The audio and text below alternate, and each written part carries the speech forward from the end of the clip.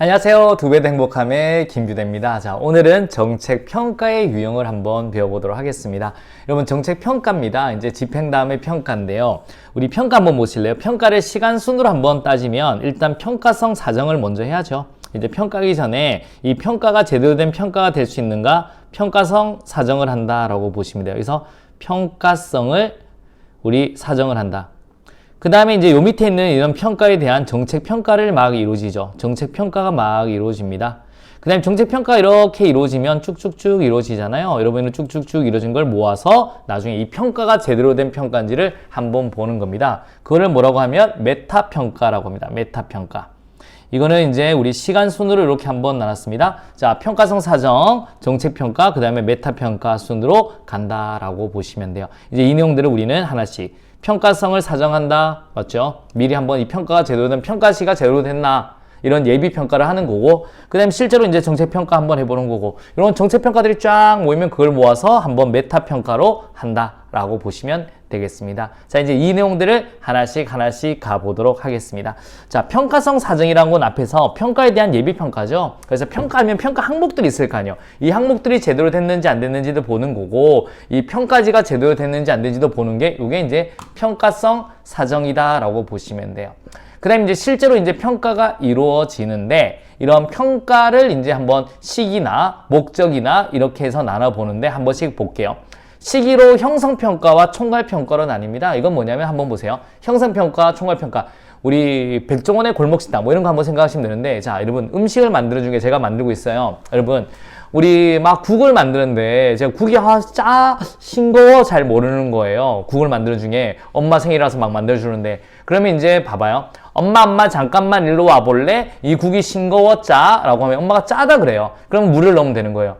지나가는 철이 갑니다. 철아, 나 엄마 위해서 국 만드는데 한번 잠깐 봐줄래? 이게 싱거워. 야, 싱거워. 그러면 소금을 넣으면 되는 거예요. 이게 형성평가입니다. 도중평가고요. 그러니까 제가 국을 만드는 과정 중에 문제점을 발견하면 이걸 개선하려고 하는 겁니다. 내부, 외부 평가죠. 그러니까 엄마한테도 물어보고 우리 집 사람 아닌 사람한테도 물어보는 거예요. 이거를 무슨 평가다? 형성평가다라고 보시면 되겠습니다. 총괄평가는 국을 제가 다 끓였어요. 국을 다 끓이고 이제 우리 물어보는 거예요. 철아, 일로 와봐. 이거 먹어봐. 10점 만점에 몇 점이야? 10점 만점에 8점 뭐 이렇게 합니다. 이 새끼? 뭐 이렇게 말을 하는 거예요. 이거 총괄평가는 끝나고 나서 하는 평가입니다. 집행 후에 인과관계를 파악하고 목표 사용도 얼마만큼 맛이 어때? 라고 보는 거죠. 그래서 외부 평가가 주로 이루어진다라고 보시면 돼요.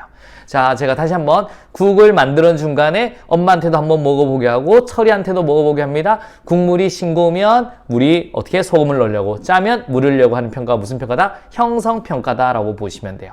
국을 다 끓여놓고 이제 철아 맛을 봐. 10점 만점에 몇 점? 이건 총괄평가다라고 보시면 되겠습니다. 목표 달성도다라고 보시면 되고요. 이건 시기로 한번 나눠봤습니다. 자, 목적으로 한번 나눠볼게요. 총괄평가, 과정평가, 역량평가라고 하는 겁니다. 자, 금방 말씀드린 총괄평가는 목표 달성도 했느냐, 10점 만점에 몇 점이냐, 과정평가는 인과관계를 보는 거예요. 요것만 잘 보시면 돼요. 우리 일반적인 과정평가는 인과관계 경로를 확인한다라고 보시면 되는 거고요. 역량평가는 이런 정책이 나중에 어떤 사회적으로 영향을 미쳤는가 이렇게 보는 건데, 한번 제가 설명을 자세히 한번 드려볼게요. 요거를 어떤 책에서는 우리 과정평가는 기본적으로 총괄평가를 목표평가라고 하는 거고요. 이건 이제 논리적인 평가라고 합니다. 논리평가라는 말도 쓰는데 한번 보도록 하겠습니다.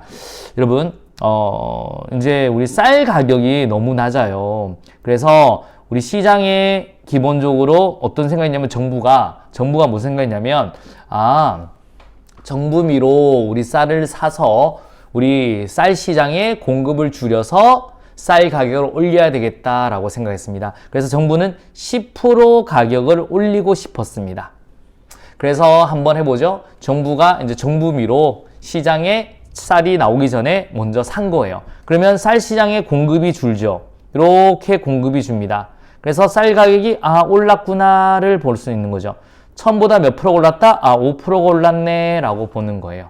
자, 우리 과정평가는 뭐를 보냐면, 정부가 쌀이 출하되기 전에 구매를 해서 정부미로 구매를 하면 쌀 시장에 공급이 줄기 때문에 가격이 오른다. 요거 인과관계를 보는 거예요. 정부가 쌀을 구매하면 공급이 줄기 때문에 쌀 가격이 오르는구나. 맞는지 안 맞는지를 보는 게, 인과관계를 보는 게 과정평가예요. 그리고 5%가 올랐죠. 총 10% 처음에 올릴 목적이었는데 그럼 목표 달성도가 50% 달성했네를 보는 게 총괄평가다라고 보시면 돼요.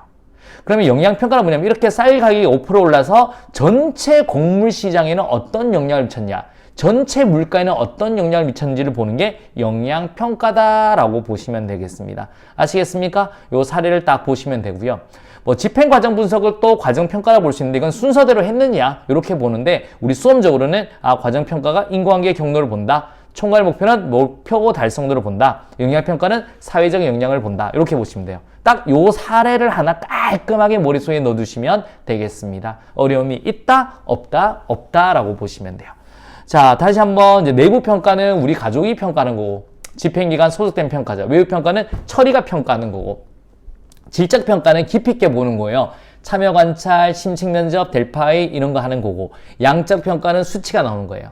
자, 이제 평가가 다 끝났습니다. 이 평가지들이 쭉 나오죠. 이 평가에 대한 평가입니다. 상위 평가입니다. 그러니까 평가를 평가해. 이런 평가가 잘 됐냐. 또 평가할 때 부족한 점은 다음 중에 고쳐서 더 잘하게 하면 되는 거다라고 보시면 돼요. 이게 이제 메타 평가다라고 보시면 됩니다. 자, CIPP 평가는 이제 잘 나오지는 않는데요. C, context, I, input, P, process, P, product. 그러니까 맥락과 투입과 과정과 산출 싹 다 본다는 거예요. 그래서 이 과정에서 어디가 문제점인지를 알 수 있는 거잖아요. 그래서 이런 CIPP인데 프로그램 자원 투입이 산출에 도달하는 과정을 설명하고자 한다. 평가의 목적 개선. 어디에 문제가 있으면 개선하려고 하는데 보통 교육 정책에서 많이 이루어집니다. 교육에서. 그렇기 때문에 이건 옛날에 한 번 나왔는데 그 뒤로 잘 나오진 않습니다. 그래서 지금 우리가 중요한 건 뭐다? 요 내용을 머릿속에 딱 넣어두시면 돼요.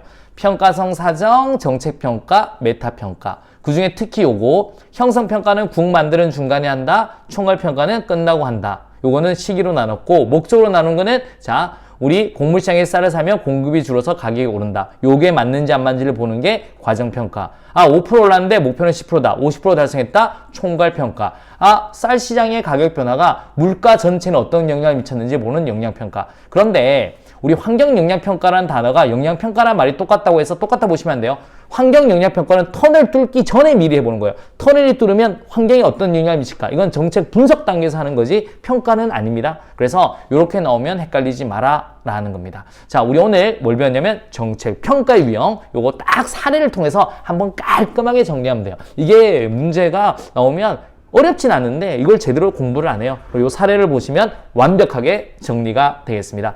2배 더 행복함의 김규대였습니다. 자, 우리 다음 테마에서 또 열심히 한번 해보도록 하겠습니다. 수고하셨습니다.